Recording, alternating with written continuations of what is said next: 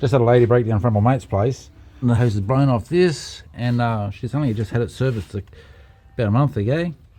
So I said, don't worry, leave your car here with us, I'll fix that up so she can get back on the road. I'm going to find a way to patch that, and it looks like I've got an old grinder handle here that I've chopped the end off, and I'm going to make it into that. I've already told her I'll be able to do a repair on it, but it won't be a permanent fix. It could be, it's something that I would live with, but I'm the person who would fix it if it broke down again. So for someone else, I'd say change that. Nonetheless, I'm going to take the thermostat housing off. I've got no choice to get that out so I can go around the whole thing and do it properly. And this car we're looking at is, yeah, Holden Cruze. Not a bad car. I couldn't tell you what year. Where's the compliance plates on these things? July 11. Okay, so it's 10-year-old. Okay, I wouldn't have guessed that. Anyway, I'll get into this. So obviously taking this hose here off, finished taking the hose off that was falling off, unclip the reservoir hose. I'm going to unclip this connection. I've unclipped this one from down there. I'm about to unclip this one so I can get access to the bolts on the thermostat housing and get that out so I can work on it. Alright, so got that connection there disconnected there. So to get it disconnected, you just slide that up. So that'll slide apart then. We'll try to tuck whatever we can out of the way. There's the thermostat housing there I want to get to. So just one more hose, and it looks like 2, possibly 3.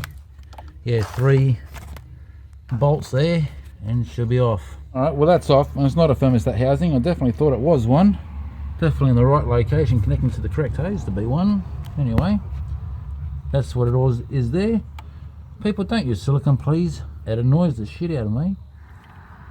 Okay, so giving this a clean where I'm going to be putting my metal weld, kind of like JB weld, just a little bit stronger, and it can tolerate a little bit more heat. And got to be sure not to cover that hole there when I push the pipe in. So right now I'm going to give that a clean with wax and grease remover, and then I'll prepare the handle to go in there, and I'm going to trim it to the same point as this here and leave that lip on there so that the hose still has something to grip onto. And I'm going to use 2 clamps, one for here and one for a bit further down, so we've got a definite seal up here and definitely not going to slip off from down here, and that should be perfectly fine. Okay, I'm just coming outside because they're playing music and I don't want to get done for copyright, but that's in, and that's good enough there. That's going to seal. It's down the shaft everywhere, and it can be tightened down really tight now because the ABS I'm putting in is stronger than the part itself. So I've got the clamp on down here and up there as well, and that'll get her out of trouble for a while. Just have to wait for it to dry now.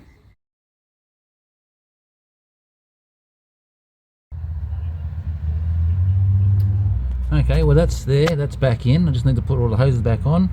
If you ask me, that's better than a bought one. I'd be happy to leave it like that if it was my own car.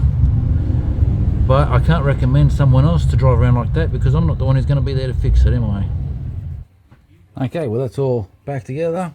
So now it's a matter of adding coolant and pressurizing the system to make sure there's no leaks. The stuff does require 24 hours to be fully cured though, so not a good idea to be jumping in a car an hour after repairing that and then putting your faith in it then. Better off leaving it 24 hours the full term, and then you know, off you go, no dramas. We just spoke to the lady who owns this car, and she said that she can leave it here till tomorrow afternoon about 5-6 o'clock, so that's perfect. We can just push the car backwards right now and call it a night, and it's going to have plenty of time to set and harden, so off she goes. And she also said that she's got a son-in-law that's a mechanic. He's away on holiday, but he'll be back in 2 weeks, and he'll take care of that when he's back, so even better.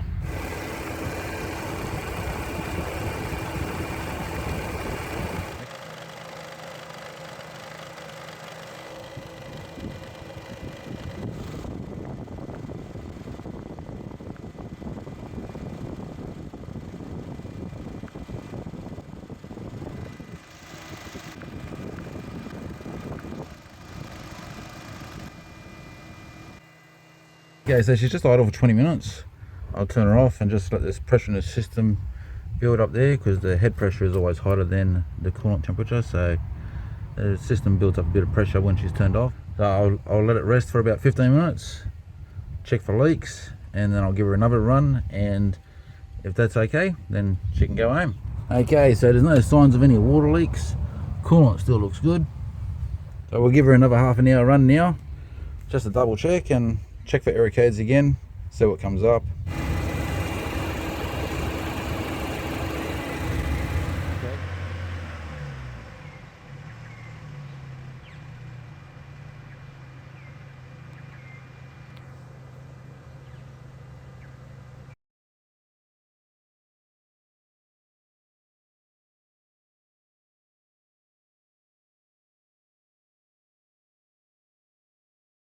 Well, that's the last run I'm going to give it.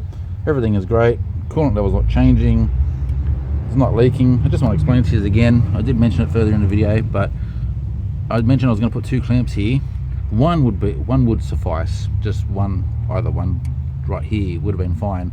The only reason why I put one up there is because that's where the connection was still genuine, with the crack not going that far up. So that's to make sure I've got a decent seal. And this one here is to make sure that, because you got the lip, that when the hose goes on, to stop the hose from sliding off, the lip is here. So double clamp, just to be double sure. I've got to say, I don't really like how mechanics do this. They say they're going for a service and they don't fix up simple things, like the splash plate underneath is hanging loose and there's oil everywhere. What's wrong with a bit of courtesy, you know? Clean it up for them, fix up that splash plate. How hard is that? Seriously, that's like a 5-minute job. I don't really think he did anything.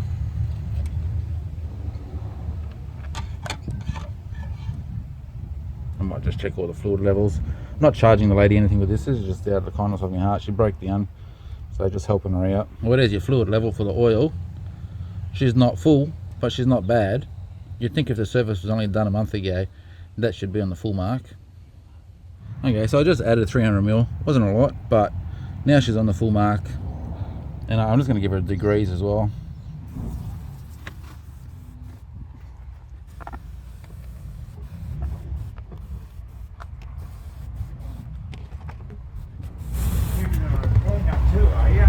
Yeah, mate.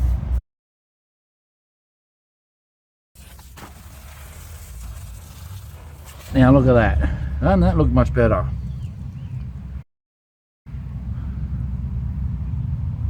So a couple of cable ties through there with washers, just to pick that board back up so it's no longer hanging. Nice and degrees, nice and cleaned.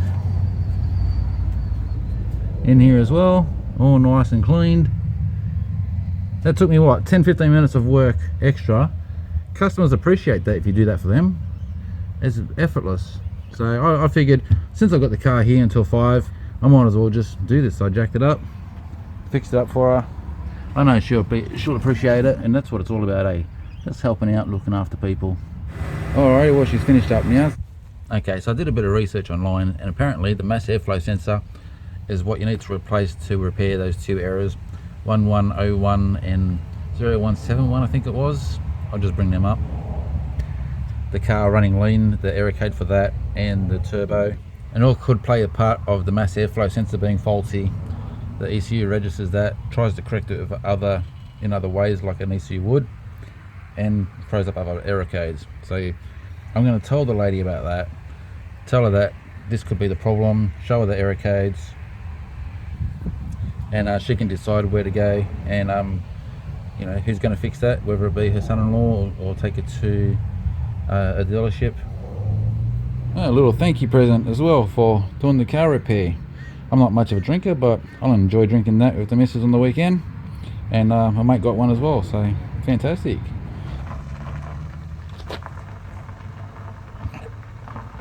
Another satisfied customer.